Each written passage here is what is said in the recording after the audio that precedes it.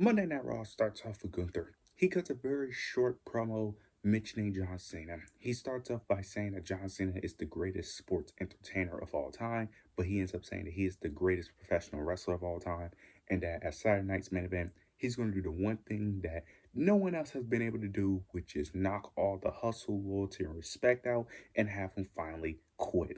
Which is very interesting because I don't know if I'm ready. I don't know. It's gonna be crazy seeing John Cena last match. Like this is really it. That it's really about to come to an end this Saturday, and the fact that his last moment, the last match, the last final seconds of a match that we potentially could be seeing of a John Cena match is him finally tapping out.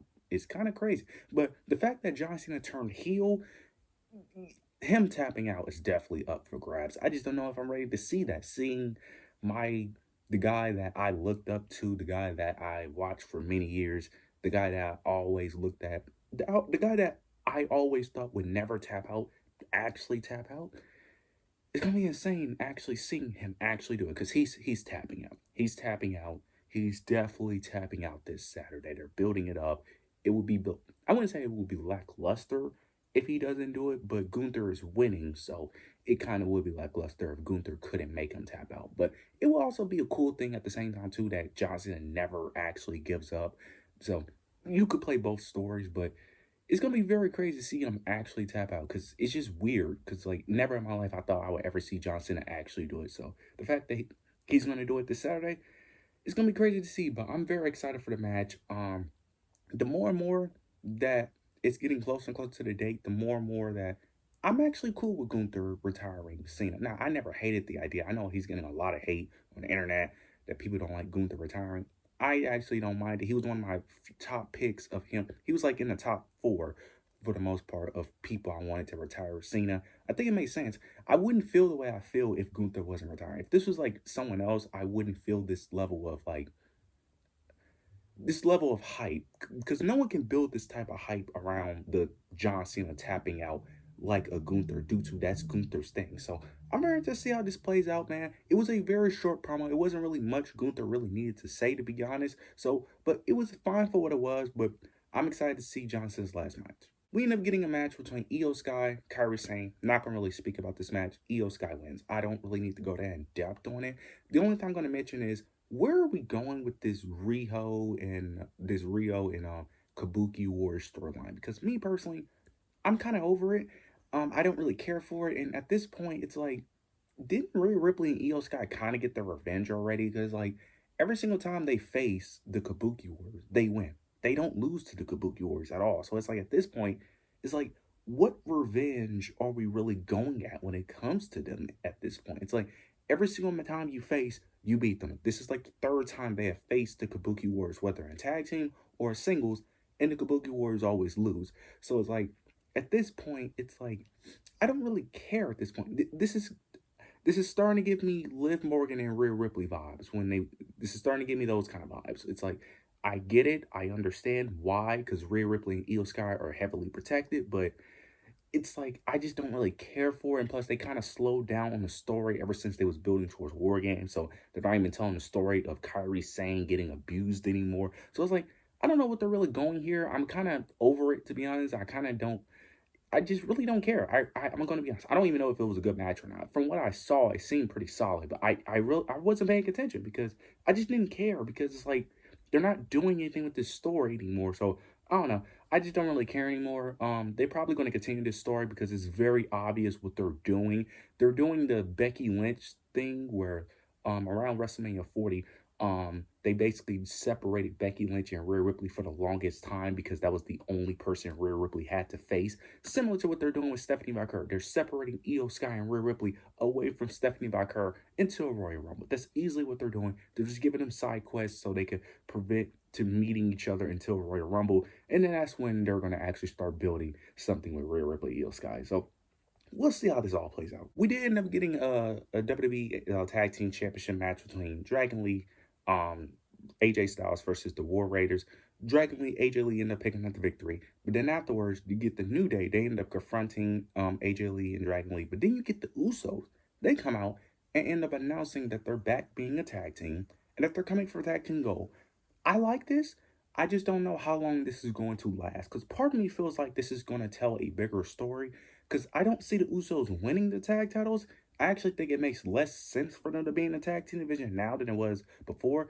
Because I feel like it made more sense for them to be a tag team when the Judgment Day were the tag team champs. Now I don't know if it makes as much sense. Now, if they are actually going to put them in the tag team division, I will start reviewing the Raw tag team division a lot more. I stopped reviewing the Raw tag team division because it just feels like they just don't care. I know AJ and Dragon Lee been defending their titles, but it's just very random. It's just them going up to Adam Pearce, be like, we want to defend against this team, and that's really it. It's nothing really to really discuss. So if they actually put them in the tag team division for real and actually have them actually compete and tell some stories, I will start reviewing them again. Because with the Usos, they would actually tell a story with the Usos because they actually care about the Usos. They're part of the bloodline, so they're going to tell a story. But nonetheless, I'm interested to see where this goes. This could either go two ways: either the Usos actually be in a tag division, or most likely this is just going to tell the story of Jey Uso getting more frustrated and him probably going to feud with his brother. Probably it caused problems there, but we'll see how this all plays out. Later on, we end up getting a quick promo for Stephanie McMahon. Gets interrupted by Nikki Bella. Nikki Bella basically wants another title shot. Raquel interrupts. Well, she didn't really interrupt. She ends up attacking Nikki Bella, confronts Stephanie, and she wants a title shot. I like this. This is definitely a filler for you because we all know this is just a side quest. But I actually want Raquel to actually win this title. I really do. I actually want Raquel to win this title. I love Stephanie Vaquer, but I prefer Raquel as champion, if I'm being honest. I just think there's more versatility that you could do with someone like a Raquel due to Stephanie's limitations and due to how WWE likes to book their champions. Because WWE likes to have their champions not wrestle as much and have them typically, especially their world champs, be more of a part-time schedule. With someone like Stephanie, you cannot have a part-time schedule with them. Same thing like an Eos guy, Julia, etc. With them, their number one asset as a wrestler is their in-ring ability. So when you take that away from them, it makes them not that interesting. It makes them not entertaining because they're not going to wow you with their story or promo. They're going to wow you in the ring. So when you treat them like a part-timer, like the Punks and the Codys, it just doesn't work. The Punks and the Codys and etc. can do that because they're going to wow you in other ways with their character, etc. You're not going to do that with Stephanie. So I prefer she loses the championship, but she's probably going to hold it until Mania. This is going to cause friction with the Judgment Day because there was a segment where Liv Morgan was asking why she going for the world title, but Raquel was like, I didn't know if I had to ask your permission, and then she ended up being all buddy buddy with Roxanne, being on the side, helping her in her match. So this is definitely going to cause problems because Liv Morgan is definitely going to have an issue with Raquel going for that world title. So we're seeing bits and pieces of the dissension of the Judgment Day. So I'm very interested how that plays out. Is it going to lead to a triple threat? Maybe because Nikki Bella going to feel like she's going to feel like she's getting screwed. Who knows? But I'm interested to see how this all unfolds. Roxanne and Lyra Valkyria ended up having a singles match. This match was really good. Liv ended up helping Roxanne pick up the victory, which I did like. The only thing I didn't like was that throughout the match, they was playing an arm injury to Lyra, which I didn't understand because the arm injury didn't cost Lyra the match. That I didn't understand. They put on a really good match. They could have put on a way better match if they wasn't playing an arm injury. But overall, the match was good. I just didn't like the arm injury angle because if the arm injury wasn't going to cost her the match, there was no reason to do the arm injury. Like the match plays out the same if you don't do the arm injury. But nonetheless, this is telling the story of Liv Morgan mainly. I like that Roxanne got the victory because Roxanne can use all the W she can get. But this is clearly telling the story of Liv Morgan being a little too friendly because she was telling Roxanne that that her and Roxanne could go after the tag titles, which was very confusing. So this is definitely telling a bigger story, so I'm very interested to see how this all unfolds. Then we get to the main event. We end up getting Braun Breaker, LA Knight. This match ended up becoming a thing due to Logan Paul attacked Rey Mysterio due to what happened last week. Rey Mysterio slapping Logan Paul. Logan Paul wanted his payback. Rey Mysterio was getting the upper hand, but the mystery man that came out of Survivor Series ended up helping Logan Paul take out Rey Mysterio.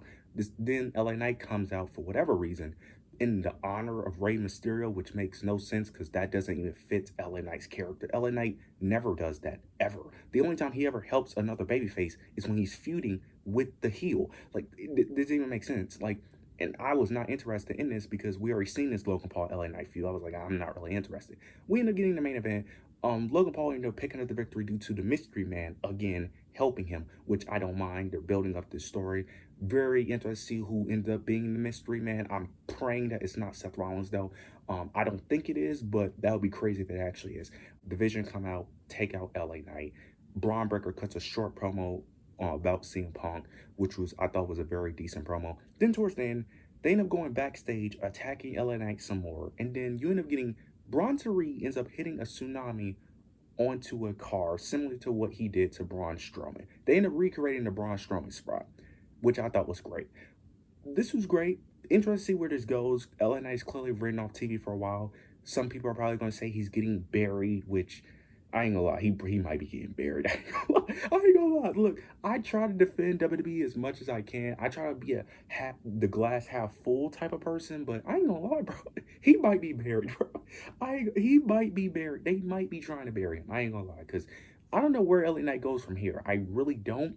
He's gonna be out for a couple weeks. And then when he returns, he's going to need help. But who is helping LA Knight? Like, I just don't know. Unless he's going to be on the side of CM Punk. But I don't know what you do with LA Knight at this point. I like him. I'm not crazy. I'm not one of the uber fans who are obsessed with him, who really likes him, who wants to win world championships. I don't really care, honestly. But I understand why people like him. I get the frustrations. Now, I think some of y'all expectations are unrealistic, like him being a world champion. I think that's just stupid. But he should be used a little bit better, in my opinion. I thought the overall show was decent. It was fine. It wasn't a bad show. It was a decent, enjoyable show. But you guys let me know your overall thoughts and opinions down below. Make sure to like, comment, subscribe, hit the notification bell so you don't miss any of my content. But yeah, that's it.